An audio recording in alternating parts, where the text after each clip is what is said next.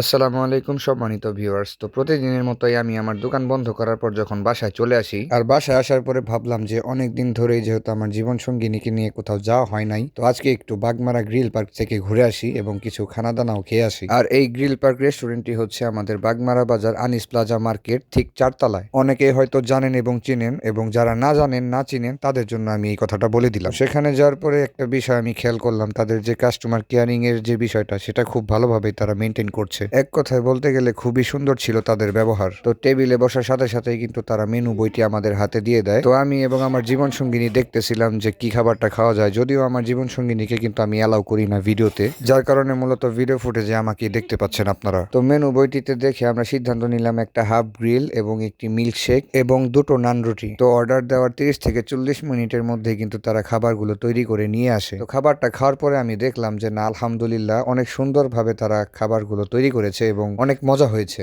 আর এই grill park রেস্টুরেন্টটি যখন নতুন হয়েছিল তখন অনেকেই বলেছিল যে এখানকার খাবারের মান নাকি বেশি একটা ভালো না, কিন্তু আমরা যে খাবারগুলো খেয়েছি আলহামদুলিল্লাহ কোনো দিকে কমতি পাইনি, আমাদের কাছে খুব ভালো লেগেছে। আসলে মূল কথা হচ্ছে সব জিনিস সবার কাছে ভালো লাগবে না, এটাই স্বাভাবিক। আর আমাদের কাছে তাদের খাবার বলেন, তাদের আচার আচরণ বলেন, সবকিছুই ভালো লেগেছে। তো আপনারাও যদি আসতে চান আসতে পারেন। আজকের মতো বিদায় নিচ্ছি, দেখা হচ্ছে নতুন কোনো ভিডিওতে। সবাই ভালো থাকবেন, সুস্থ থাকবেন। আসসালামু আলাইকুম ওয়া রাহমাতুল্লাহি ওয়া বারাকাতুহু।